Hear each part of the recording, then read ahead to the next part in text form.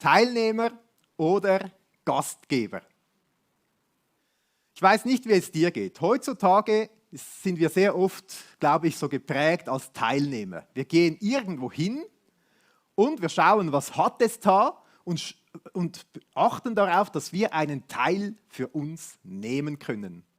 Zum Beispiel bei Einkaufen gehen wir hin, schauen, was hat es, nehmen ein paar Teile für uns und gehen wieder. Vielleicht bist du auch heute so zum Gottesdienst gekommen, du hast gedacht, ich nehme da teil und schaue, was es für Teile gibt, die ich mitnehmen kann. Eine andere Perspektive ist, Gastgeber zu sein. Irgendwo hinzugehen und zu überlegen, ja, könnte ich etwas geben? Ich habe in einem christlichen Magazin einen spannenden Artikel gelesen von Stefan von Rütti, hat auch Wurzeln hier im Tal, ist heute Leiter von der theologischen Ausbildung ISTL und er schreibt genau zu dieser Thematik da eine Kolumne und schreibt dann ein Erlebnis, meine Frau meinte, also genau, ich muss noch kurz sagen, wo sie sind. Sie erzählt von einem Gottesdienst in einem anderen Ort, wo sie hingegangen sind und niemand kannten. Und stand sie nach dem Gottesdienst da bei der Kaffeebar, tranken ihren Kaffee und es hat sich einfach niemand für sie interessiert. Und sie standen ganz alleine da. Und dann geht das los. Meine Frau meinte, lass uns in den Gastgebermodus wechseln. Einige Schritte neben uns bemerkten wir eine Frau mit ihrer Tochter. Wir sprachen sie an. Zu unserer Überraschung war auch sie das erste Mal da und kannte niemanden. Sie erzählte uns, sie sei Buddhistin. Sie wolle ihrer Tochter eine Kirche zeigen, damit sie später einmal selbst entscheiden könne, was sie glauben möchte. Spontan erzählten wir ihr anhand unserer eigenen Geschichte, was es bedeutet, Christ zu sein und Jesus nachzufolgen. Sie hatte dies noch nie gehört. Nach einem längeren Gespräch boten wir an, für sie und ihre Tochter zu beten, immer noch mit dem Kaffee in der Hand, was sie sehr gerne annahm. Sie war sichtlich berührt. Gefüllt und voller Freude haben wir anschließend uns verabschiedet. Und er fragt sich dann im Weiterschreiben, was wäre passiert, wenn wir im Teilnehmermodus geblieben wären und nicht in den Gastgebermodus gewechselt hätten. Und ich möchte heute fragen, könnte es sein, dass Jesus nicht Teilnehmer sucht, sondern dass er Gastgeber sucht? Könnte es sogar sein, dass im Geben mehr Freude drinsteckt, mehr Erfüllung, mehr Sinn als im Nehmen? Und könnte es nicht sogar sein, dass wir als Christen besonders großzügige Gastgeber, Geber sein können, weil wir aus der Fülle etwas weitergeben können von all den Dingen, die wir von Jesus haben, von seiner unendlichen Liebe und Barmherzigkeit und Gnade. Genau diesen Gedanken wollen wir heute nachgehen und ich habe einen Bibeltext dabei, eine Geschichte, die Jesus den Leuten erzählt hat, Lukas 14, das wollen wir vertiefen. Ich will zum Anfang beten. Danke Gott, dass du jetzt gegenwärtig bist und du bist nicht ein Teilnehmer unseres Gottesdienstes, sondern du bist hier, weil du uns beschenken möchtest. Und ich will dich bitten, dass wir unsere Herzen aufmachen können für das, was du, Gott, für uns bereit hast, in diesem Bibeltext drin. Danke für dein Wort, das heute zu uns spricht. Wir wollen hören. Amen. Wir sind in diesem Bibeltext in einer speziellen Situation. Es ist Sabbat, der heilige Tag und die Pharisäer, die Leute, die es ganz genau nahmen mit dem Alten Testament, mit der Bibel, die sie damals hatten, die haben Jesus eingeladen zum Essen. Also Jesus sitzt da am Sabbat mit denen beim Essen und das Erste, was Jesus getan hat, er hat einen Wassersüchtigen geheilt. Das hat den Pharisäern wahrscheinlich schon ein bisschen Herausforderung bereitet. Und es steht da, dass sie Jesus ganz genau beobachtet haben. Man wird das Gefühl nicht los, dass die Jesus gar nicht eingeladen haben, um eine gute Zeit zu haben, sondern um herauszufinden, was ihnen vielleicht nicht so gefällt an ihm. Und dann reden sie ganz viele Dinge mit Jesus zusammen. Es ist so spannend. Wahrscheinlich sind sie da miteinander beim Essen und Jesus spricht mit ihnen über das Essen. Er spricht damit mit ihnen darüber, ja, sitzt nicht hin immer zu oberst am Tisch, sondern sitzt lieber unten hin und dann werdet ihr hinauf befördert und so weiter. Er spricht mit ihnen über so Themen. wie sie sich das Reich Gottes vorstellen können, direkt beim Essen. Und ich denke mir, es kann ganz gut sein, dass Jesus so manchmal auch in unsere Alltagssituation hineinredet und uns etwas anspricht in einem Moment, wo wir selber am Essen sind oder was wir tun und machen. Und plötzlich merken wir, wie Jesus da drin redet. Und sie reden da über das Reich von Gott. Jesus sagt ihnen, ja, wenn ihr so ein Essen vorbereitet, ladet nicht nur eure Freunde ein, sondern ladet auch die ein, die Armen und so, weil dann kriegt ihr einen Lohn im Himmel. Weil die können euch nicht zurück einladen und so weiter. Und so sind sie da und reden über diese Dinge, geistliche Dinge. Und plötzlich sagt einer, ja, besonders gesegnet sind doch die, die eingeladen sind beim Festessen im Reich von Gott. Wahrscheinlich jemand, der diese alten Schriften ganz gut kannte und das da so sagte und wirklich auch mit Jesus mitfühlte. Das Festessen bei Gott, das ist so etwas absolut Wichtiges. Und so reden sie da und kommen in eine Szene, wo Jesus dann antwortet, ja, das Festessen bei Gott ist wichtig. Und da erzählt er ihnen eine Geschichte, um noch mehr vom Reich Gottes ihnen zu lehren. Das ist im Lukas 14. Wer die Bibel hat, darf mitlesen oder zu Hause noch schnell hervornehmen. Das ist immer gut. Und ich lese ab Vers 16. Da heißt es, er aber sprach zu ihnen, ein Mensch machte ein großes Gastmahl und lud viele ein. Und er sandte seinen Knecht zur Stunde des Gastmahls, um den Eingeladenen zu sagen, kommt, denn schon ist alles bereit. Also es ist die Geschichte, die beginnt Jesus zu erzählen, um den Leuten einiges zu erklären. Ich habe gesagt, er sitzt da mit einigen Pharisäern, mit einigen Leuten, die die alten Schriften richtig gut kannten am Tisch.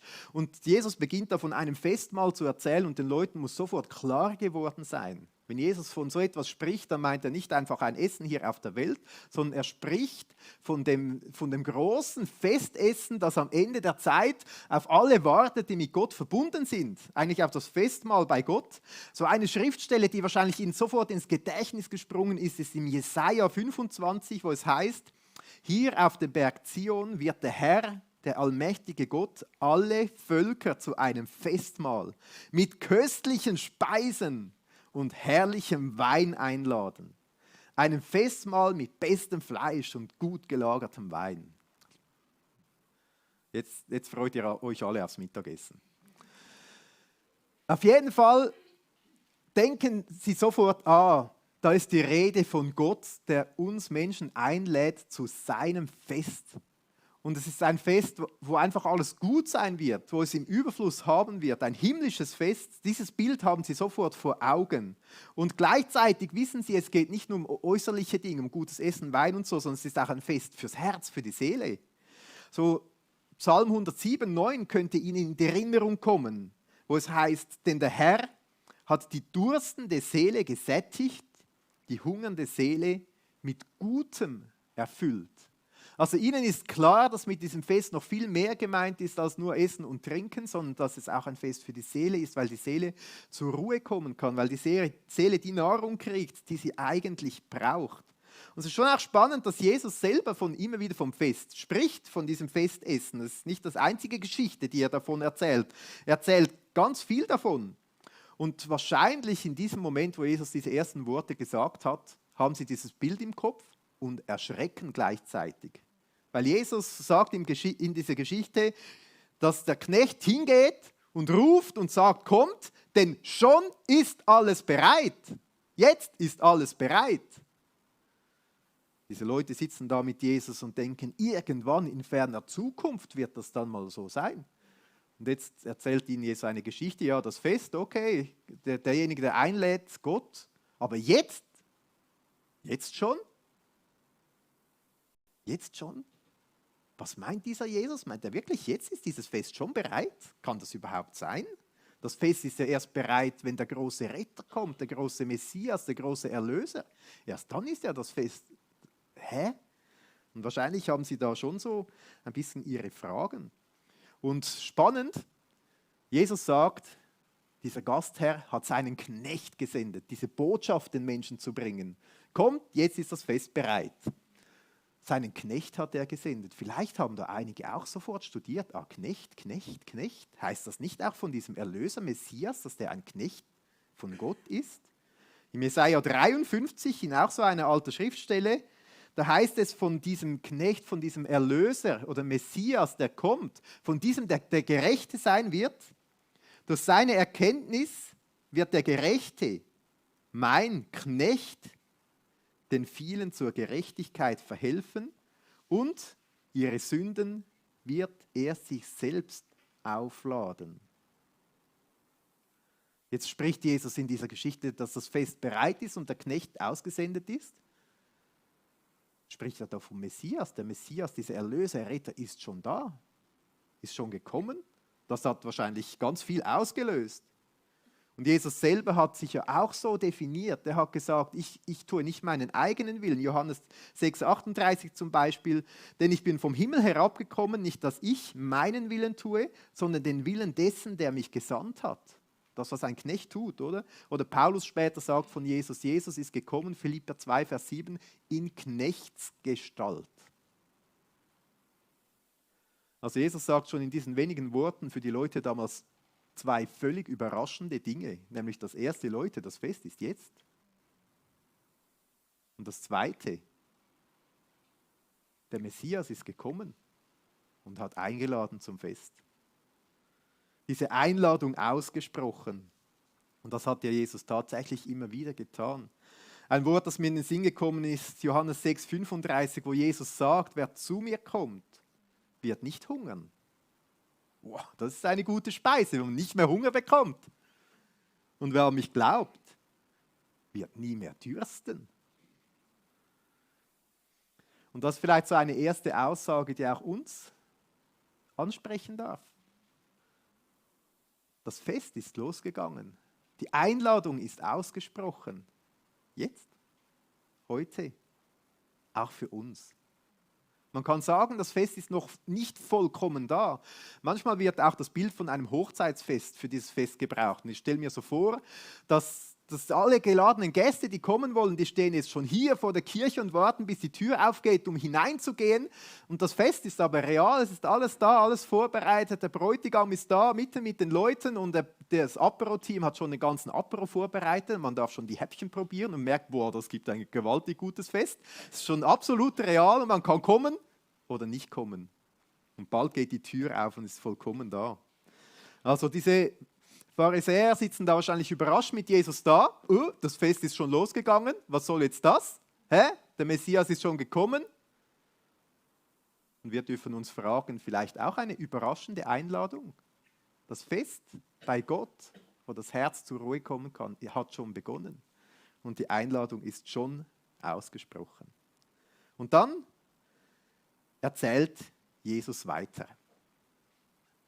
Ab Vers 18. Da heißt es, und sie fingen an, alle ohne Ausnahme, sich zu entschuldigen. Der erste sprach zu ihm, ich habe einen Acker gekauft und muss unbedingt hinausgehen und ihn besehen. Ich bitte dich, halte mich für entschuldigt. Und ein anderer sprach, ich habe 5 Joch Ochsen gekauft und ich gehe hin, sie zu erproben. Ich bitte dich, halte mich für entschuldigt. Und ein anderer sprach, ich habe eine Frau geheiratet und darum kann ich nicht kommen. Also wir müssen uns diese Szene vorstellen. Ich habe die ein bisschen bildlich dargestellt. Wir haben hier dieses Fest. Das ist vorbereitet. Tisch ist gedeckt, Essen steht schon hier. Alles bereit. Und der Gastgeber lädt ein und sagt, kommt endlich, das Fest ist bereit. Und jetzt haben wir hier einen, der sagt, ich habe einen Acker gekauft. Da muss ich jetzt aber hingehen und den anschauen. Schreit das nicht förmlich danach, dass das eine Ausrede ist? Also ich weiß nicht, wer von euch einen Acker gekauft hat. Aber wenn ihr etwas kauft, das wichtig ist, informiert ihr euch schon vorher, oder? Da schaut ihr mal, was ihr bekommt fürs Geld. Oder kauft ihr mal und dann geht ihr nachher und müsst schauen. Also offensichtlich ist es eine Art Ausrede und man merkt, diese Menschen sind so dieser irdische Besitz, das, was er bekommt, ist ihm wichtiger als diese Einladung. Es ist ja nicht so, dass er zum ersten Mal von diesem Fest hört. Der Knecht ist ja geschickt zu denen, die schon eingeladen sind. Eine Ausrede. Der zweite sagt, ja, ich habe ein paar Ochsen gekauft. Weiß nicht, wer schon so Ochsen gekauft hat. Dann sage ich, ich muss zuerst hingehen und das genau anschauen. Ich muss die jetzt ausprobieren, diese Ochsen. Also man könnte auch sich vorstellen, dass dahinter einfach steckt die Ausrede, mich interessiert das Fest gar nicht so genau. Ich habe meine Arbeit, ich habe vielleicht meinen Erfolg dabei, ich habe den nächsten Karriereschritt vor Augen. Das ist mir wichtiger. Um Gott brauche ich mich im Moment nicht zu kümmern. Dieses Fest, das interessiert mich nicht.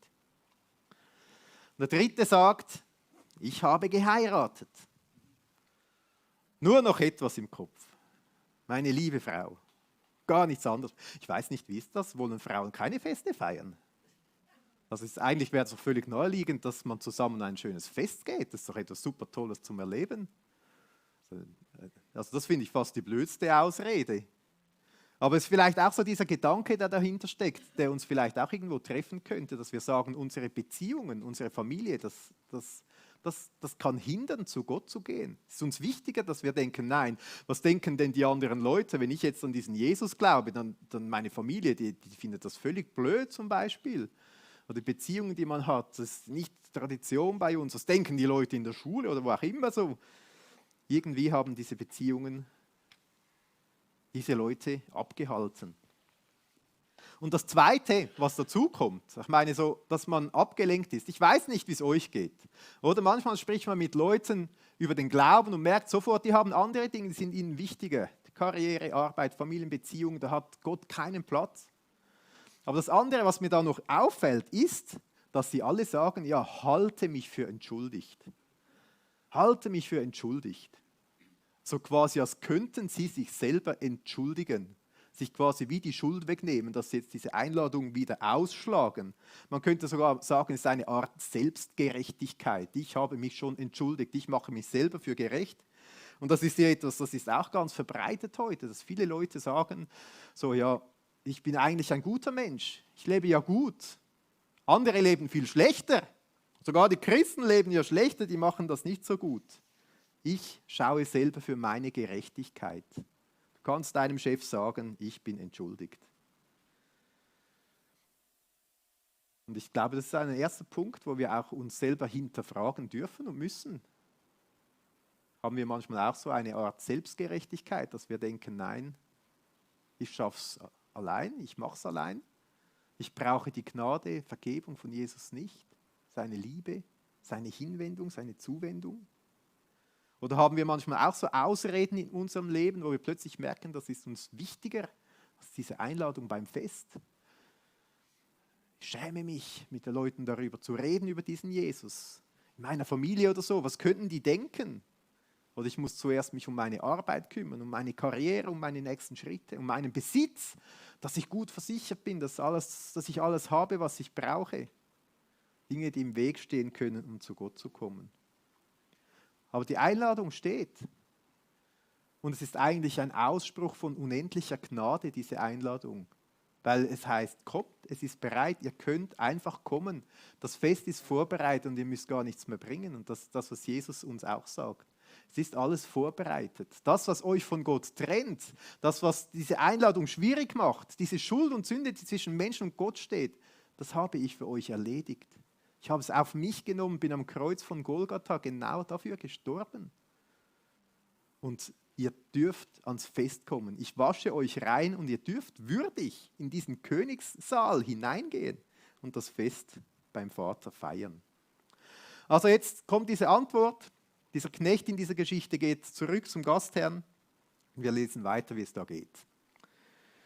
Und der Knecht kam herbei und berichtet dies seinem Herrn. Da wurde der Hausherr zornig.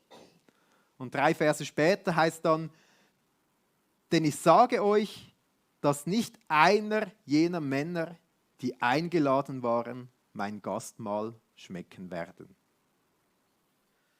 Also der Hausherr, der in diesem Gleichnis für Gott steht, wird zornig. Wer denkt häufig darüber nach, was es bedeutet, Gott als zorniger Gott? Wer?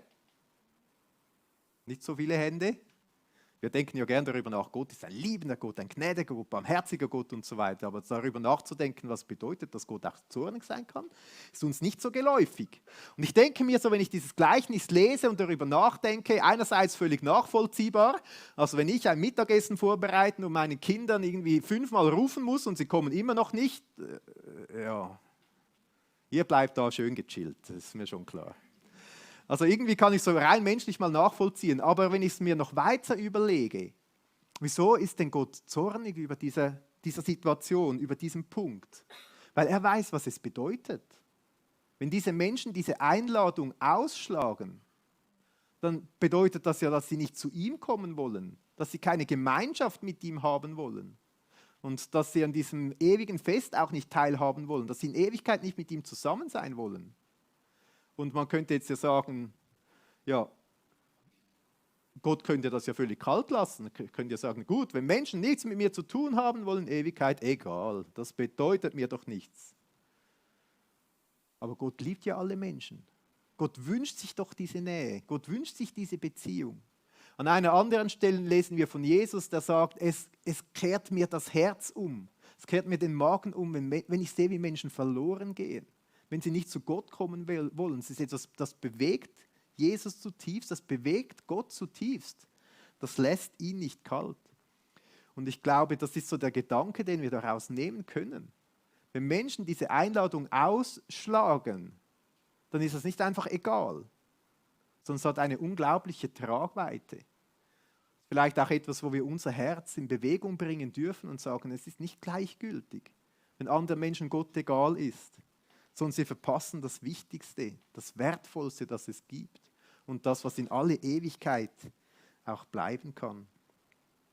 Und in dem Sinn, Gott lässt es nicht kalt, wenn wir ihn ablehnen, wenn wir nichts mit ihm zu tun haben wollen. Und das zeigt euch doch auch, welche große Bedeutung wir für ihn haben. In Römer 1, Vers 18 schreibt Paulus dazu, denn es wird offenbart Gottes Zorn vom Himmel her über alle Gottlosigkeit, also dort, wo auch Menschen sagen, nein, mit Gott will ich nichts zu tun haben, und über alle Ungerechtigkeit. Also vielleicht auch, wenn Menschen sich selbst entschuldigen wollen für alles oder selbstgerecht sind. Jetzt geht es in dieser Geschichte weiter. Das Fest ist ja vorbereitet, das Essen auf dem Tisch, es ist noch niemand hier. Ich weiß nicht, wie es diesen Pharisäern gegangen ist. Wahrscheinlich haben sie schon verstanden. Wir sind ja diejenigen, die eingeladen waren. Und jetzt sagt dieser Jesus, wir sind nicht gekommen. Ich kann mir vorstellen, dass das für sie nicht so glücklich gemacht hat. Aber vielleicht hat sie aufgerüttelt und sie haben gemerkt, hey, eigentlich wäre das doch jetzt genau dran. Und es geht in dieser Geschichte so weiter, Vers 21. Der Hausherr sprach zu seinem Knecht, geh schnell hinaus auf die Straßen und Gassen der Stadt und bringe die Armen und Krüppel und Blinden und Lahmen hier herein. Und wahrscheinlich haben diese Pharisäer sofort gemerkt, oder, dass die ersten Geladenen, ja, das waren wir und jetzt werden alle Krüppel und so von der Straße eingeladen. Das sind wahrscheinlich die Leute, die nicht zum Israel, zum Judentum gehören, Leute, von denen sie dachten, nein, die nicht, die sind wahrscheinlich eher nicht zum Fest eingeladen. Und der Knecht sprach, Herr, es ist geschehen, wie du befohlen hast. Und es ist noch Raum. Also offenbar sind viele gekommen, aber es hat immer noch Platz. Und der Herr sprach zu dem Knecht, geh hinaus auf die Wege und an die Zäune und nötige sie hereinzukommen, dass mein Haus voll werde. An den Wegen und an den Zäunen, dort sind die Leute unterwegs, die reisen, von anderen Kulturen, anderen Ländern kommen vielleicht die Nationen der Erde. Vielleicht zählen wir Embracher auch zu den Leuten an den Wegen und Zäunen. Und wir lesen da, diese sind eingeladen, die sollen kommen und das Haus soll voll werden. Und es ist auch interessant, diese Dringlichkeit, die wir da spüren. Der Herr sagt, geh schnell, es ist jetzt Zeit. Er sagt auch mit anderen Worten, lass die Ausreden stehen. Du musst nicht die Leute überreden, überzeugen, irgendwie zwingen oder so. Das geht nicht, es soll freiwillig sein. Das Fest bei Gott ist freiwillig. Die Beziehung mit Gott ist freiwillig. Und es ist vielleicht auch ein Hinweis für uns. Vielleicht haben wir manchmal auch so Gedanken, wen wir uns vorstellen könnten. Der würde ja noch passen zu Gott, für die Gemeinschaft mit Gott. Ein Christ zu werden. Wir haben so wie ein bisschen unsere Agenda, wenn wir uns vorstellen. Und vielleicht denken wir von anderen Leuten, nein, die sicher nicht.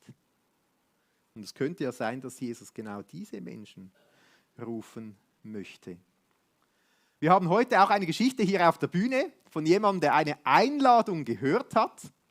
Und dazu möchte ich gerne bitten, dass du nach vorne kommst, Ralf. Du hast dich bereit erklärt, von deiner Einladung zu erzählen.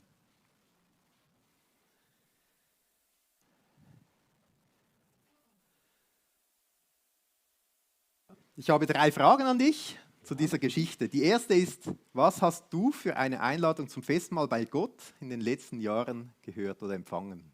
Ja, ich war wahrscheinlich einer von denen, die sehr schwierig einzuladen waren damals. Es gibt ja hier in der Schweiz viele Einladungen. Es gibt überall Kirchen, es gibt Plakate wie dieses dort, man kriegt Post, man wird auch mal angesprochen. Aber ich hatte dann halt meine Ausreden, dachte, genau wie du es gesagt hast, meine Arbeit hat mich erfüllt und ich habe Gott keine Priorität gegeben. Das mit den Ochsen ist mir nicht eingefallen, das wäre noch originell gewesen, aber ja. Und das Beispiel mit der Frau, das ging aber in genau die andere Richtung. Also als ich Alima kennengelernt habe vor 4 Jahren, hat sie mir halt von dieser Gemeinde erzählt und mich eingeladen, hier mal mitzukommen. Und das ist dann ja auch passiert. Und dann führte eins zum anderen. Hier gab es dann ganz viele andere Einladungen für andere Gemeindeaktivitäten. Alpha Life war sicherlich sehr, sehr wichtig für mich. Meine zweite Frage, die ich aufgeschrieben habe, wie hast du auf diese Einladung reagiert?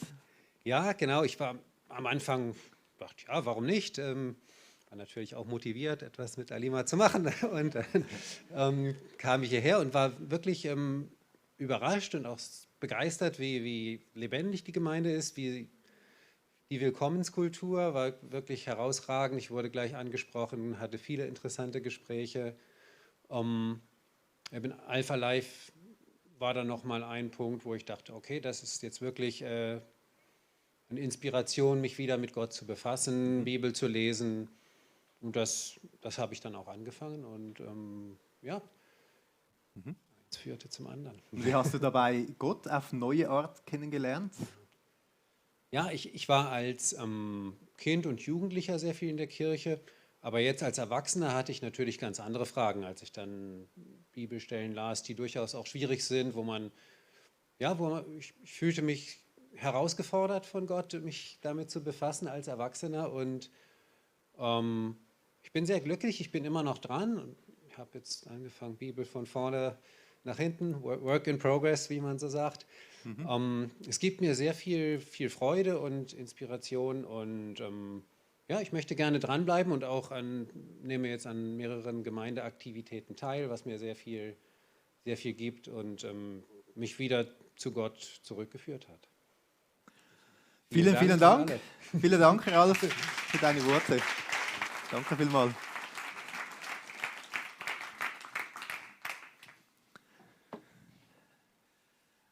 Danke für diese kurze Geschichte. So eine Einladung, die ausgesprochen wird, wo jemand Ja sagt, die dazu führt, näher zu Gott zu kommen, mehr von ihm zu erfahren, zu hören. Und ich denke manchmal, also für mich bist du so ein typischer Mensch, also da ist in der Geschichte von Krüppeln und so die Rede, das nicht. Aber manchmal denke ich ja, Menschen, die in einer Krise sind oder denen es schlecht geht, das sind wahrscheinlich die, die am offensten sind für Gott, die am meisten von ihm hören wollen.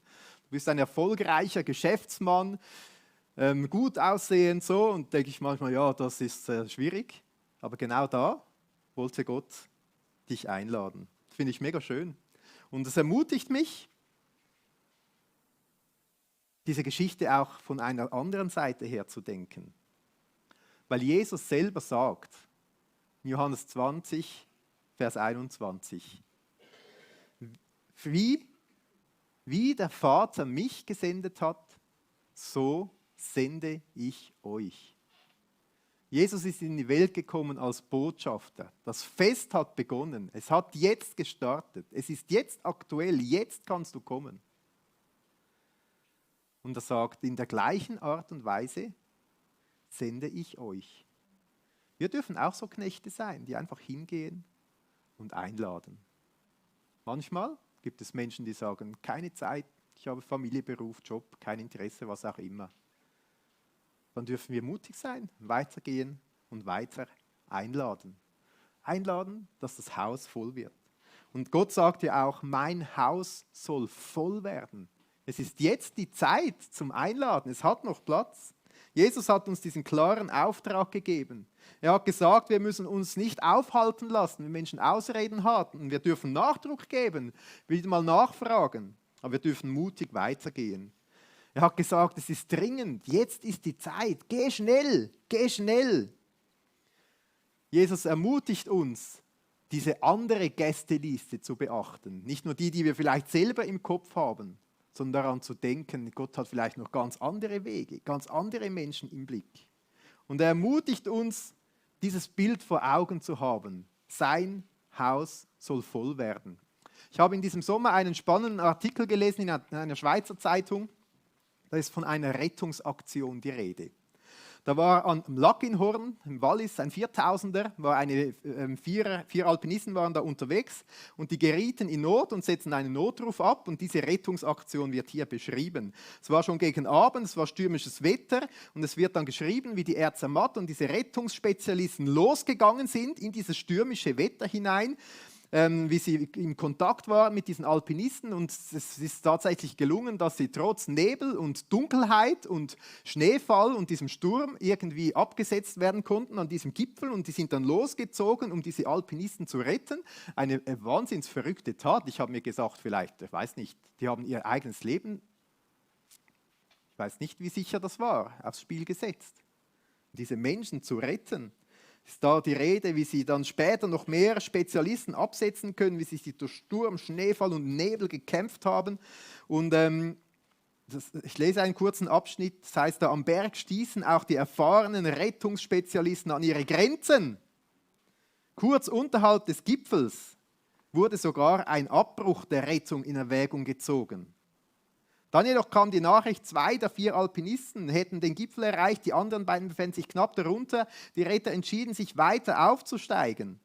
Und es wird dann beschrieben, wie sie die ganze Nacht lang dran waren, diese Rettungsaktion auszuführen. Und erst am Morgen, wo es wieder hell wurde, war es endlich geschafft und alle waren in Sicherheit. Es wird dann davon geredet, wie wichtig das ist, dass man zusammenarbeitet und dass alle ihr Bestes gegeben haben. Und man wird am Schluss auch nicht ganz sicher, ja, das hätte alles ganz anders ausgehen können. Und ich habe mir gedacht, die Menschen in dieser Geschichte, die sind sowas von bereit, um diese 4 Alpinisten zu retten aus dieser Lage. Und was passiert? Es ist gelungen. Was für ein Segen. Diese 4 Alpinisten werden 30, 40, vielleicht 50 Jahre weiterleben. Und dann ist es doch vorbei. Und Jesus lädt uns ein zu einer Rettungsaktion, zu einer Einladungsaktion. Die ist viel bequemer. Die findet in Wärme statt, bei schönem Wetter. Man muss nicht mal aus dem Haus, man kann Nachrichten schicken, was auch immer. Man muss nicht mal sein Leben riskieren. Aber es ist nicht so etwas Vergängliches, das plötzlich aufhört, sondern es geht um eine Rettungsaktion für alle Ewigkeit. Und ich will mich von dieser Geschichte auffordern lassen, so ein Knecht zu sein, der einfach hingeht und einlädt zum Reich Gottes. Ich möchte gerne für uns beten. Danke, Jesus, für dieses Gleichnis. Und damit machst du deutlich, Jesus, dass dein Fest schon losgegangen ist, und zwar jetzt. Und als allererstes ist es eine Einladung für uns zu diesem Fest zu kommen. Für uns zu dir, Gott, zu kommen. Und wenn wir denken, das geht gar nicht, dann dürfen wir wissen, doch, es geht. Weil du, Gott, hast alles aus dem Weg geräumt, was im Weg steht. Du hast Jesus auf diese Welt gesandt. Und er hat unsere Schuld und Sünde auf sich genommen. Und du, Jesus, bist am Kreuz gestorben dafür. Und wenn wir zu dir kommen und unsere Schuld bei dir abladen, Jesus, dann heißt es, dass du uns reinwäschst. Wir bekommen wie neue Kleider und sind würdig, an dieses Königsfest zu kommen. Wir sind würdig, jetzt schon von dir, Jesus, all diese Vorkosten zu erhalten. Dieses lebendige Wasser, das von dir kommt, das bis in die Ewigkeit geht. Das lebendige Brot, das du bist, Jesus. Den Heiligen Geist, das deine Gegenwart ist, jetzt in unserem Leben. Und wir dürfen diese Zuversicht haben, auch in Ewigkeit an deinem Festmahl teilzunehmen. Und ich will dich bitten, Jesus, wenn Menschen hier sind oder zu Hause zuhören, die diese Einladung noch nicht angenommen haben, dass jetzt das Herz aufgehen darf. Ein Ja zu haben für dich, Jesus, für deine Vergebung und diesen Schritt zu wagen, doch ich will zum Fest bei Gott. Und Jesus, du hast gesagt, wie Gott der Vater dich gesendet hat, so sendest du uns. Wir dürfen diese Knechte sein, wir dürfen diese Menschen sein, die einfach hingehen und einladen. Wir müssen nicht Menschen überzeugen oder überreden oder Herzen verändern oder was auch immer. Wir dürfen einfach einladen. Du hast gesagt, diesem Gleichnis, geh schnell, geh schnell. Es ist jetzt die Zeit. Du hast gesagt, das Haus muss voll werden, es hat noch Platz. Diese Gnadenzeit, diese Einladung ist noch nicht vorbei. Jesus, sende uns. Und du hast auch gesagt, Jesus, dass du uns nicht alleine gehen lässt, sondern dass du uns sendest mit deinem Heiligen Geist. Wir brauchen deine Kraft und deine Führung. Und ich bitte dich für jeden von uns, der ein Ja zu dieser Sendung hat, dass du uns in den nächsten Tagen zu Menschen sendest, um sie einzuladen zu deinem Reich, mit einer dieser vielen Möglichkeiten, die wir haben. Ja, und Jesus, du bist die Hoffnung für diese Welt. Bei dir bricht neue Hoffnung an. Jesus, bei dir können wir kommen. Du hast einen Plan für diese Welt, für dieses Embracher Tal. Und du bist mit uns und bei uns jeden Schritt, den wir gehen. Danke. Amen.